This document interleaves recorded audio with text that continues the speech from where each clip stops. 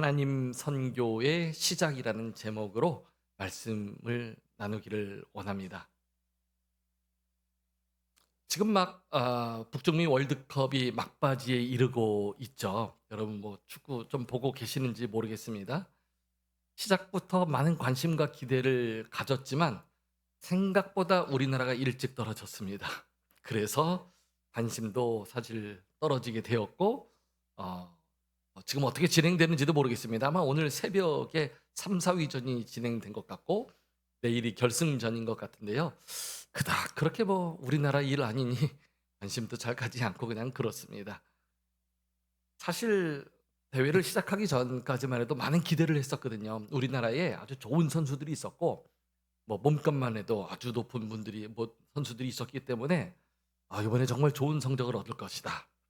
또 감독의 연봉만 보더라도 아주 세계적인 지금 수준의 연봉을 받고 있었기 때문에 이번에 진짜 우리나라가 32강을 넘어서서 충분히 16강 안에는 최소 들어갈 것이다. 아마 많은 사람들이 그렇게 기대했을 것이에요. 그런데 안타깝게도 월드컵의 최종 순위는 34위로 끝났습니다. 아, 많은 국민들이 이에 대해서 안타까워하고 있어요. 축구를 좋아하는 민족이다 보니까. 그리고 뭐 분노를 하기도 합니다.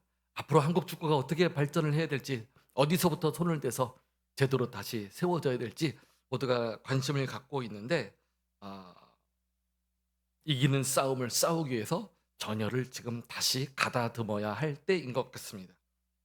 앞서 우리 함께 그린 교회 선교 영상을 여러분 보신 것처럼 함께 그린 교회가 8월 첫째 주일에 설립 처음으로 선교 사역을 이제 떠나게 됩니다. 태국에 있는 치앙마이와 치앙라이를 향하게 되는데요. 영적 전쟁을 한판 치르려 합니다. 이기는 싸움을 싸워야 되겠죠. 그래서 여러분들도 기도 많이 해 주시면 감사드리겠습니다. 하나님은 천지를 창조하시고 역사상 가장 큰, 가장 치열한 영적 전쟁을 지금 준비하고 계십니다. 천지를 창조하시고 사람을 창조하셨지만 사탄의 공격으로 하나님의 그 작품들이 다 훼손되어 버렸기 때문에 그렇죠. 그래서 빼앗긴 하나님의 사람들을 다시 되찾아야 하고 회복시켜야 하고 하나님의 나라를 다시 세워야만 했습니다. 그것을 우리는 창조, 타락, 구속이라는 이 논리로 설명할 수 있을 것입니다. 이 내용이 창세기서 1장에서 3장까지의 내용으로 구성이 되어 있습니다. 그래서 하나님을 믿는 성도들은 바로 이 창조, 타락, 구속의 이 성경적 관점을 가지고 믿음 생활을 해야 바른 믿음 생활을 할 수 있겠다라고 생각을 합니다. 우리가 믿는 이 믿음은 막연한 믿음이 아니고요. 무엇을 믿느냐? 어떻게 믿느냐? 하나님의 창조와 인간의 타락과 그래서 하나님의 다시 구원 사역을 이루시는 것을 정확하게 믿을 수 있어야 한다라는 것이죠. 하나님의 창조 후에 사탄의 공격으로 인류는 타락하였고요. 타락한 인류를 구원하기 위한 하나님의 일, 그 구원의 일이 본격적인 일이 바로 오늘 본문에서 선포되어지고 본격적인 구원 사역이 시작되어지고 있는 것을 보게 됩니다. 창조, 타락, 구속이라는 그 맥락에서 하나님의 복음 사역을 우리가 이해할 수 있는데요. 더불어서 우리가 놓치지 말아야 될 중요한 관점이 또 하나가 있습니다. 하나님께서 창조하셨지만 타락하였고 그것을 구원해 내시는 하나님의 역사의 관점은 선교적 관점이라는 것입니다. 왜냐하면 하나님이 천지를 창조하셨지만 인류가 타락했고 그 타락한 인류를 구원하시기 위한 삼위 하나님의 모든 방식이 다 선교적이기 때문에 그렇습니다. 창세기 1장에서 하나님은 6일 동안 천지를 창조하셨죠. 그리고 창세기 2장에 와서는 구체적으로 사람을 창조하신 후에 그들에게 선악을 알게 하는 나무를 주셔서 하나님과 창조된 그 사람 사이의 관계를 긴밀하게 유지하기를 원하셨습니다. 그리고 나서 하나님은 사람이 혼자 사는 것이 좋지 않아 보인다 하셔서 돕는 배필을 허락해 주셨고 그렇게 하여 인류의 첫 부부가 탄생되었고 인류의 첫 가정이 탄생된 것이었었죠. 여기까지는 분위기가 참 좋습니다. 창세기 1장과 2장. 그러나 창세기 3장으로 넘어오면서 분위기가 확 바뀌게 됩니다. 갑자기 뱀이 등장하더니 여자와 남자에게 시험을 했고요. 하나님과의 그 신뢰를 상징하는 선악을 알게 하는 나무의 열매를 먹게 하여서 하나님과의 관계를 비롯한 모든 관계가 다 깨어지고 뒤틀어지게 된 것입니다. 이제 그 선악과를 먹은 인간은 수치심과 죄책감을 느끼며 살아야 했고 여호와의 낯을 피하여 도망다니는 삶을 살게 되었습니다. 그 전까지는 없었던 모습인데 죄 지은 후에 완전히 달라진 죄의 지배를 받는 모습으로 바뀌게 되었다라는 것입니다. 그 전까지는 하나님의 형상대로 창조되었기 때문에 이 하나님과 얼마나 인간이 친밀한 관계였는지 몰라요. 날마다 교제하고 날마다 이야기 나누고 날마다 함께하는 그런 관계였었습니다. 그러나 죄 짓고 나서 인간이 보인 반응은 무엇입니까? 여호와의 낯을 피하여 도망갑니다. 죄책감이 들어옵니다. 수치심을 느끼게 됩니다. 그래서 더 하나님을 피하게 됩니다. 죄 짓기 전과 죄 지은 후가 완전히 달라진 것을 봅니다. 바로 그때 하나님이 아담을 부르십니다. 아담아 어디 있느냐? 아담아 어디 있느냐? 하나님이 아담을 부르셨어요. 그때 아담이 대답했습니다. 내가 동산에서 하나님의 소리를 듣고 내가 벗었으므로 두려워하여 숨었나이다. 아니 왜 아담이 두려워해야 되죠? 벗은 것이 왜 부끄러웠죠? 왜 아담이 그것을 수치를 느끼고 하나님을 피하여 숨어야 했죠? 하나님은 누가 너에게 수치심을 주었고 누가 그 먹지 말라 한 나무의 열매를 먹게 했느냐고 물으셨습니다. 그때 아담은 핑계를 댑니다. 하나님이 주셔서 나와 함께 있게 하신 여자, 그가 나무 열매를 내게 주어서 먹은 것입니다. 아니 지금 네가 무엇을 하였냐라고 물었는데 아담이 말하기를 저 아내가 열매 먹으라고 해서 먹은 거예요. 핑계를 대고 있다는 것이요. 참 못난 남편입니다. 이 아내 이게 자기가 잘못은 저질러 놓고 아내 핑계 대는 이런 못난 남편은 아마 우리 교회에 없는 것으로 제가 지금 파악되고 있지만 태초부터 있었던 못난 남편이 이렇게 시작되었다는 것을 보여줍니다. 하나님이 지금 아담의 죄를 물으시는데 아담은 아내 때문에 먹은 것이죠. 뭐 제가 원래부터 하려고 했나요? 이렇게 피해 가려고 했다는 것이요. 하나님은 여자에게도 물으셨습니다. 내가 어찌하여 이렇게 하였느냐? 여자가 이렇게 대답했습니다. 뱀이 나를 꿰므로 내가 먹었나이다. 이 아내가 얼마나 남편과 하나가 되었는지 죄지은 모양도 하나가 되었고 핑계대는 모양도 하나가 된 것 같아요. 남편이 핑계대니까 아내도 핑계를 댑니다. 뱀이 나를 꿰어서 먹으라고 했죠. 뭐 제가 뭐 먹고 싶어서 먹었나요? 그때 하나님은 핑계를 대는 이 아담과 하와를 혼내기보다 그 사람들을 애써서 보호하시려고 마음 먹으세요. 그래서 아담과 하와에게 하나님의 마음이 사실 좋지 않았지만 그들을 직접 혼내기보다 그들이 보는 자리에서 뱀을 먼저 혼내고 뱀을 먼저 저주하신 것을 보게 됩니다. 여호와 하나님이 뱀에게 이르시되 내가 이렇게 하였으니 내가 모든 가축과 들의 모든 짐승보다 더욱 저주를 받아 배로 다니고 살아있는 동안 흙을 먹을지니라. 이렇게 뱀에게 먼저 보란 듯이 저주하시고 그리고 나서 그 사람들에게도 하나님은 저주를 선포하셨습니다. 여자에게는 임신과 출산의 고통을 주셨고 남편을 의존하는 자가 되게 하셨습니다.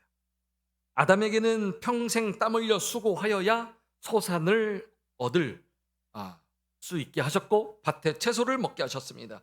그리고 하나님은 아무 죄도 없는 그 땅도 사람의 죄 때문에 땅까지도 저주를 하셨습니다. 지금까지 없었던 가시덤불과 엉겅퀴를 낼 것이라 하셨고요. 육신의 수명도 한계를 주셔서 흙으로 지어졌으니 흙으로 돌아갈 것이다 라고 하셨습니다.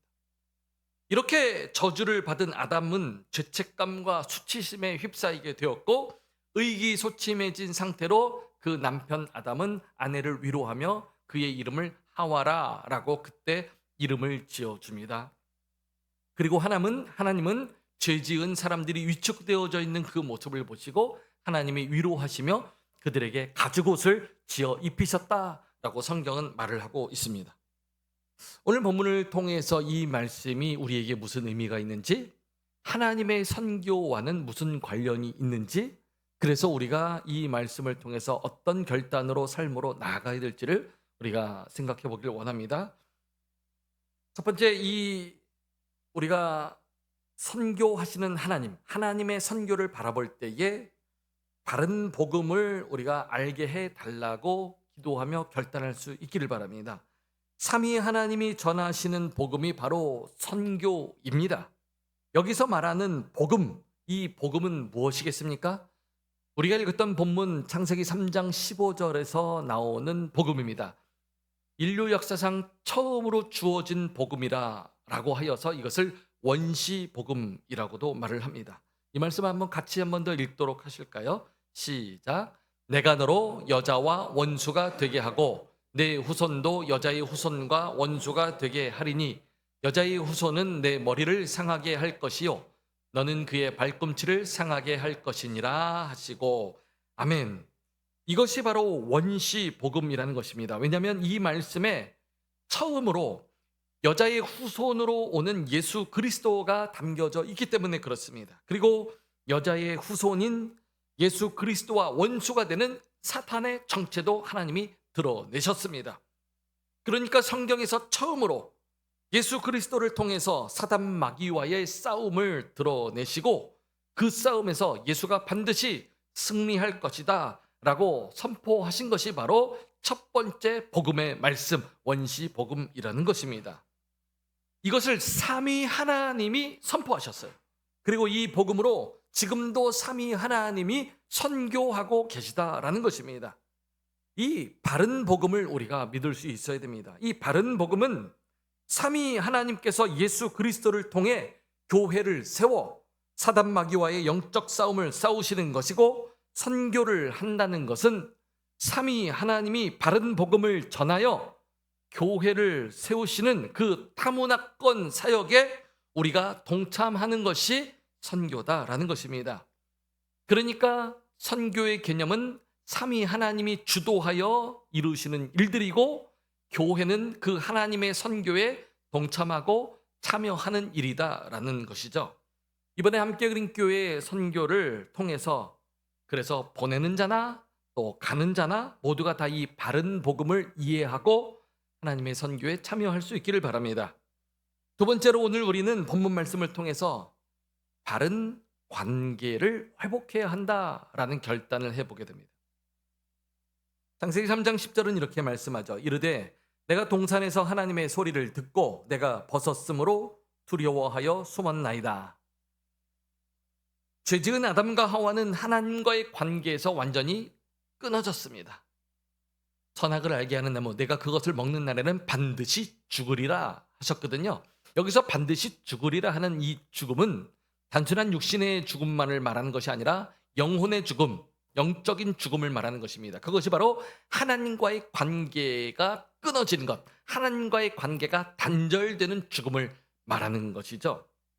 죄지은 아담과 하와는 그렇게 하나님과의 관계에서 끊어지게 되었습니다. 그렇기 때문에 이전과 달리 하나님을 피하게 되었고 두려워하게 되었고 수치심을 느끼게 되었던 것이죠. 이것이 바로 죄로 인해 하나님과의 관계가 끊어졌다라는 것을 성경이 우리에게 말해주고 있는 것이죠. 따라서 우리가 가는 선교, 보내는 선교로 하나님의 선교에 동참한다라는 것은 이 사역을 통해서 깨어진 관계, 단절된 관계가 다시 회복되어진다라는 것을 의미하는 것이겠죠. 그래서 우리는 먼저 하나님과의 관계를 회복해야 하는 것입니다. 선교를 가는 자도 하나님의 보내심 속에서 하나님과의 관계를 깊이 묵상하며 그 믿음이 식어졌던 그 하나님과의 관계를 회복하는 것이고, 보내는 자도 함께 기도하여 우리가 그 사역이 잘 되도록 마음을 모으고 힘써 기도함으로 하나님께서 원하시는 것이 무엇인지 하나님과의 관계를 돌아보고 그 관계를 회복하는 것이다 라는 것이에요. 그리고 사람과의 관계도 회복하는 것입니다. 함께 팀으로서 사역을 감당할 때에 그 안에서 성령이 주도하셔서 우리가 하나됨을 경험할 수 있어야 되고요. 보내는 선교도 마찬가지입니다. 함께 보내놓고 기도함으로 또 그를 위해서, 그를 통한 일들을 위해서도 기도할 때에 우리 공동체가 아름답게 하나로 세워질 수 있게 된다는 것이죠. 한 가지 더 생각해 볼 수 있는 것은 교회와 교회와의 관계도 회복되어지는 것입니다. 함께 그린 교회와 저 태국에 있는 교회들은 이전까지는 관계가 없는 사람들이었었어요. 서로 관계가 되어질 수 없었습니다. 그러나 이 선교를 통해 하나님의 선교에 동참함으로 이제 서로 언어가 다르고 문화가 다르지만 함께 주의 복음을 공유하게 되는 것이고 함께 예배하게 되는 것이고, 그래서 형제 관계로 서고 교회가 교회를 위해서 기도하는 아름다운 교회의 관계로 회복되어지는 것이겠죠. 이번 선교를 통해서 함께 그린 교회 모든 성도들이 하나님과의 관계, 또 성도들과의 관계, 교회와의 관계가 회복되어질 수 있기를 주의 이름으로 축원합니다. 하나님께서 죄로 인해서 단절된 아담과 하와를 가죽옷을 지어 입혀 그 관계를 회복시켜 주시길 원하셨다.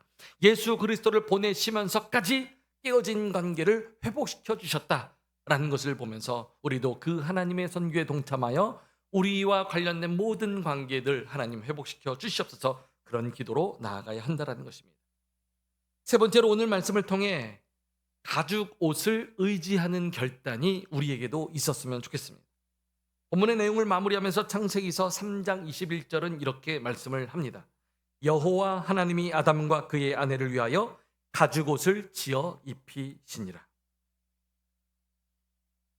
하나님의 명령과 그 당부를 어긴 사람은 하나님 앞에 수치심을 느끼고 죄책감을 느껴 여호와의 낯을 피하였습니다. 하나님은 사람이 죄 지었을 때 가장 먼저 사단 마귀를 혼내주셨죠. 사람을 먼저 혼내지 않고 원수 마귀를 혼내셨다는 것입니다. 여기에서도 큰 위로를 느낄 수 있었을 것입니다. 하나님의 사랑은 거기에서 그치지 않고 내 사람을 더 확실하게 보호해 주시고 회복시켜 주시고자 죄 지은 인간에게 친히 가죽옷을 지어 입히셨다라고 성경은 그렇게 말을 하고 있습니다. 여러분, 가죽옷을 지어 입히기 위해서는 무언가가 어떤 동물이 대신 죽어져야만 그 가죽으로 가죽옷을 지어 입힐 수 있는 것 아니겠습니까? 나를 대신해서 누군가가 죽어져야 되는 것이고요. 그랬을 때에 우리의 수치를 가려줄 수 있다라는 것입니다. 인간이 만들었던 그 무화과 나뭇잎으로 수치를 가리려고 했지만 그것은 영원할 수도 없었고요. 온전할 수도 없었습니다. 수치를 가릴 수가 없었죠. 죄 지은 자가 자신의 능력으로는 자신의 수치를 가릴 수 없는 것이었습니다.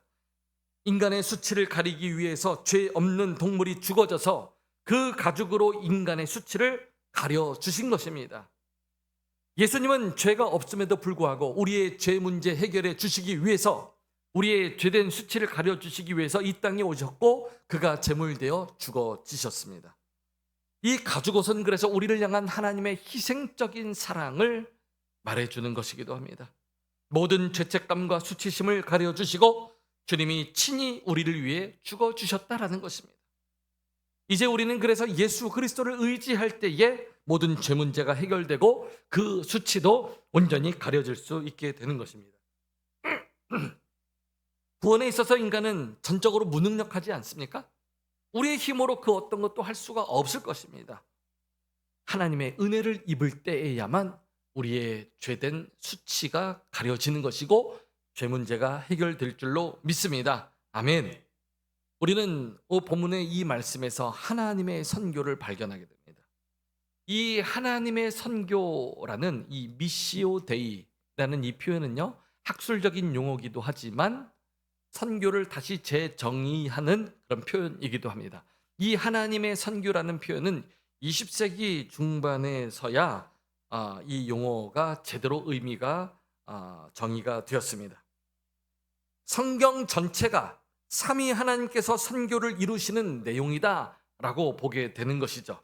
그래서 이 선교라는 것은 삼위 하나님께서 죄된 세상을 향한 모든 활동이라고 정의 내릴 수 있게 된 것입니다.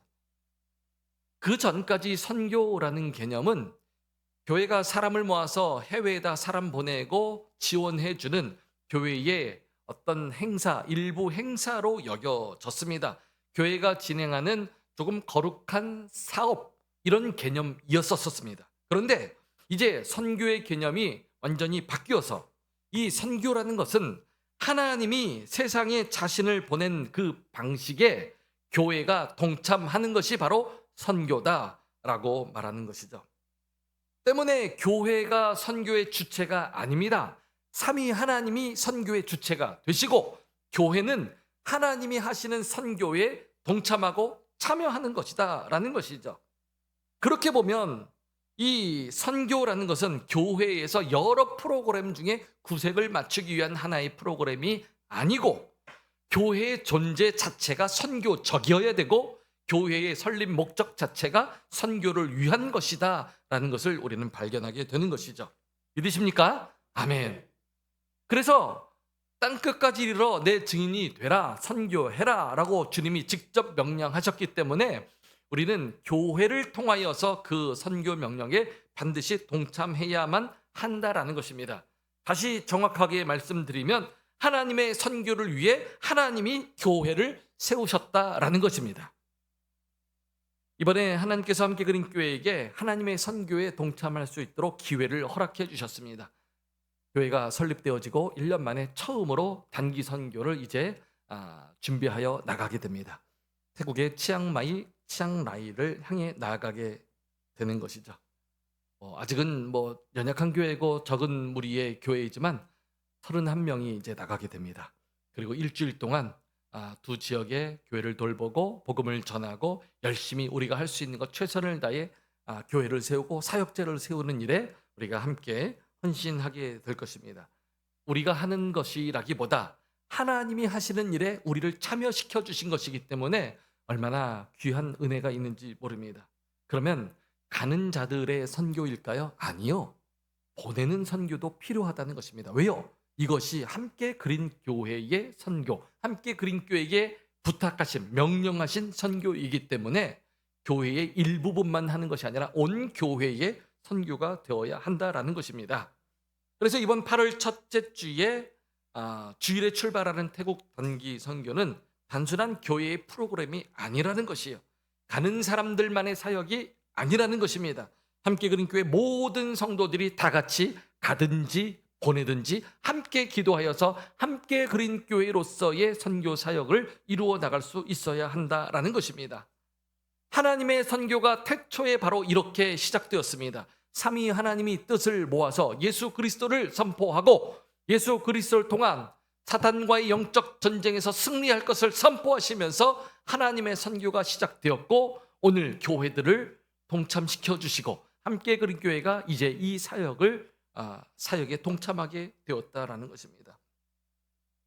이 하나님의 선교에 동참하여 거룩한 영적인 싸움을 싸울 수 있도록 여러분 모두가 다 같이 기도해 주시길 바랍니다. 저희가 또 현장에서 사역을 하면서 현장 생중계를 또 할 것입니다. 그러면 여러분들은 유튜브를 통해서 있는 곳에서 같이 기도해 주시고 이런 사역 진행되구나. 멀지만 나도 기도하고 기도로 힘을 모으고 동참하고 이렇게 진행될 수만 있다면 이번 선교를 통해서 하나님이 영광 받으시고 함께 그린 교회가 시작부터 선교적 교회로 세워질 수 있도록 하나님의 기쁨과 만족이 되는 교회가 될 수 있도록 분명히 그렇게 사용해 주실 줄 믿습니다. 우리 모두가 다 같이 기도하여서 하나님께 영광 돌리는 복된 은혜가 있을 수 있기를 축복합니다. 가는 선교도 잘 준비해야 되겠지만 보내는 선교도 여러분 지금부터 기도해 주셔야 됩니다. 앞에서 영상으로 보셨듯이 여러 팀들이 나눠져 있고요. 또 치앙마이 호산나 교회, 치앙라이 금성 다민족 교회 두 교회의 사역자들과 성도들이 있습니다. 하나님께서 이미 거기서 일하고 계시고 우리를 초대해 주셨으니 그곳에서 하나님의 영광을 드러낼 수 있도록 같이 기도해 주시길 바랍니다. 바른 복음을 이해하고 순종하는 선교가 되게 하여 주옵소서. 모든 관계의 회복이 역사가 일어나는 선교가 되게 하여 주옵소서. 가죽 옷을 지어 입히신 하나님의 사랑 깨닫고 우리도 누군가에게 은혜를 끼치는 자, 전하는 자 되게 하여 주시옵소서. 그 마음으로 함께 기도해 주시면 좋겠습니다.